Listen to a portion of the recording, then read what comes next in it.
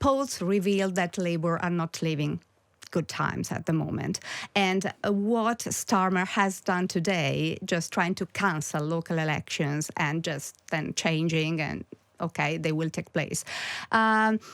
We will see next week in our weekly tracker, but it's like a very important sign of weakness from a leader, because you can't cancel local elections because you don't want to see what the outcome will be. And this could be the right time for the UK, but the right time depends on how much people feel. The US Secretary of State Marco Rubio has met Hungarian Prime Minister Viktor Orban in Budapest today and declared a golden age in bilateral relations as Hungary heads towards an April parliamentary election. With the right-wing populist parties experiencing a significant surge across Europe, shifting mainstream politics by gaining substantial ground in France, Germany and Italy, driven by concerns over immigration, national sovereignty and economic insecurity, these movements are moving from the fringes into positions of power worldwide. Let's speak to Michela Morizzo, who is an advisor to Giorgia Meloni and CEO of polling company Techni. A warm welcome to Times Radio. Just explain the alliance of Donald Trump and Viktor Orban here, both populist leaders. Yes, thank you for the invitation. These are really interesting times regarding Europe and Hungary also, and what Rubio said during the last couple of days during his visits at the Munich Safety Conference and after his meeting with Orban. The fact is that populism now, it seems like an old-styled word in Europe, and I tell you why. Because the fact is that people are absolutely angry, thinking about their daily condition, the economic situation, how governments deal with policies in many, many different countries. And Italy is an example on how this change towards a center-right government with Giorgia Meloni is leading to success. Because we have a political party led by Giorgia Meloni that together with the other two parties of the coalition are dealing in a very attentive, strong way in economics. Economy rules at the moment in all European countries. And that's because of the cost of living crisis that is being experienced. Absolutely, the cost of living crisis, young people that do not find their place in the world regarding employment, for example. And in Hungary, for example, they will have general elections in a couple of months. Yeah. And of course, the US are supporting Orban, but I think that the goal of these, supporters and US as supporters of this kind of system in Europe is simply because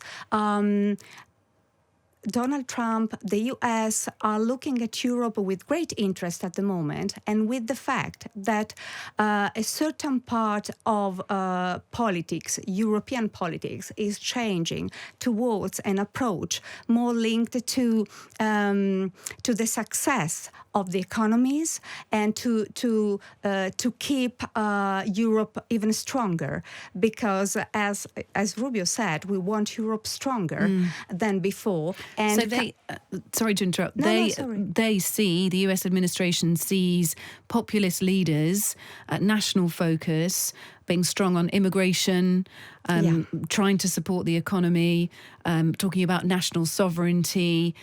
All of those hot topics are safe ground for Europe in the eyes of the Trump administration. Right-wing populist parties then leaning into that. So they kind of see those sorts of leaders as their coalition leaders, if you like.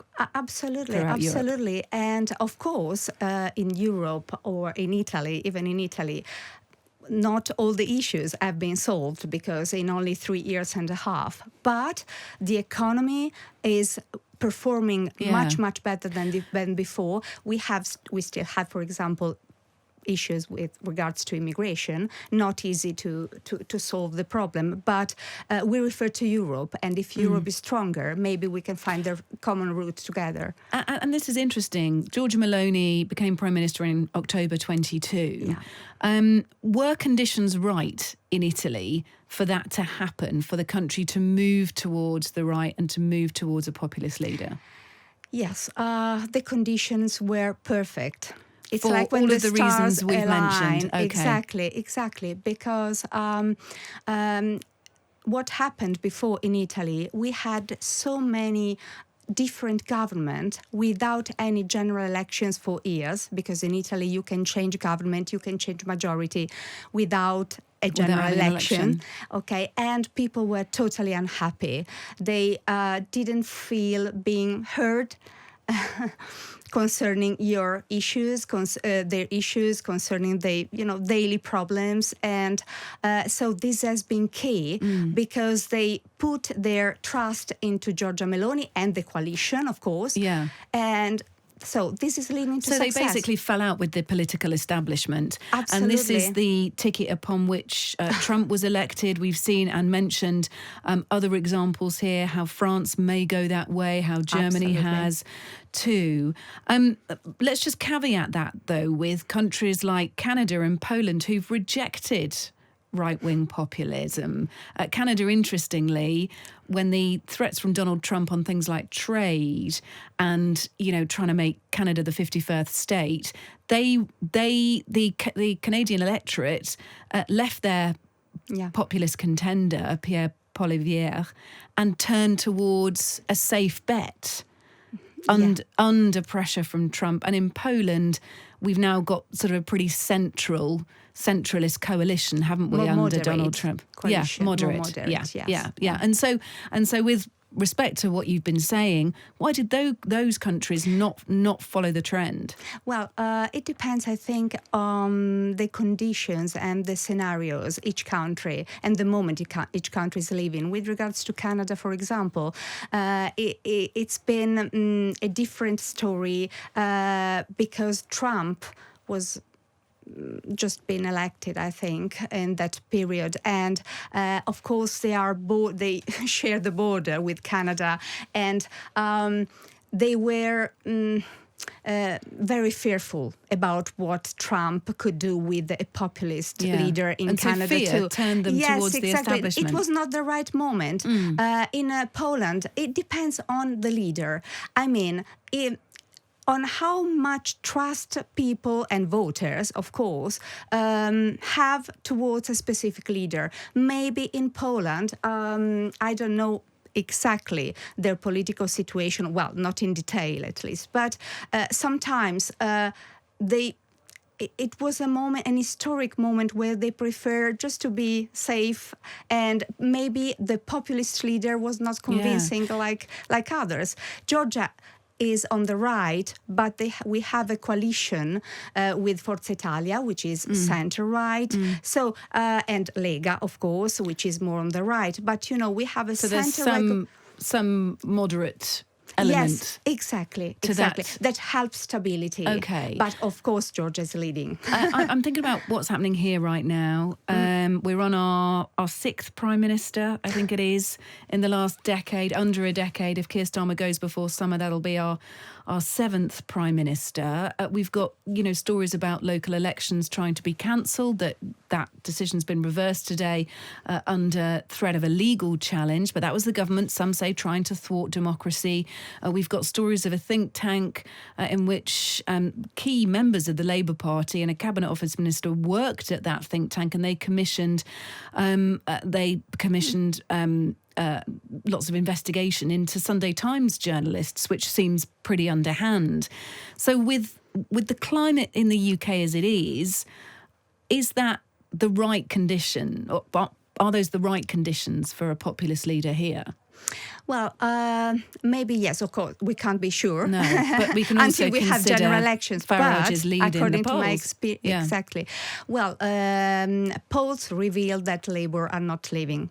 good times at the moment. And what Starmer has done today, just trying to cancel local elections and just then changing and, okay, they will take place. We will see next week in our weekly tracker, but it's like a very important sign of weakness from a leader, because you can't cancel local elections because you don't want to see what the outcome will be. And this could be the right time for the UK, but the right time depends on how much people feel a strong demand for social equity. They feel totally unhappy regarding, I don't know, cost of living, tax rises, and all the people that feel to be excluded from growth. And this is absolutely key. It's the same that happened in Italy when five-star movements raised and went in power and just reached around 35% of the voting intentions. Because it's not a tendency, it's not a moment. This has to be made very clear. This means that in the inner society, people are feeling, totally unhappy, and they don't find the route with Labour, they don't find the route with the Conservatives. And at the moment, we see Reform UK in our poll is 30%. And that is largely based around the public being absolutely. And in the abstention area is key, and they capture lots of their votes from there. Let's just quickly finish on the popularity of Giorgia Meloni. Is she as popular as she ever was? And what has been key to that? So once you bring a populist leader in, how do you not make it a flash in the pan, which you could probably say has happened in the past? Populism has come and gone. How does Meloni stay popular? And are there notes for Nigel Farage in that? Well, Giorgia Meloni, after 3 years and a half in government, the positive judgments coming from Italians towards her are 46%. So the highest level, I don't know, decades, I think. What does it mean? We started working with Fratelli d'Italia and Forza Italia since the party of Giorgia Meloni was 4%, and now they are 30%. Which is the difference? Is the route you have been building through all the years. Giorgia Meloni is, even if you don't agree with her, but you know where she stands. You perfectly know that she's fighting for the country. She's there for the people. She uses a very ordinary way of talking to people, of a very personal approach. And she has always been studying a lot. Each dossier she talks about is absolutely 100% analyzed and studied. And this is where the data are helpful for a government or for a leader. Not the policies, of course, they have to decide what will happen and how the policies have to be done and which way to choose.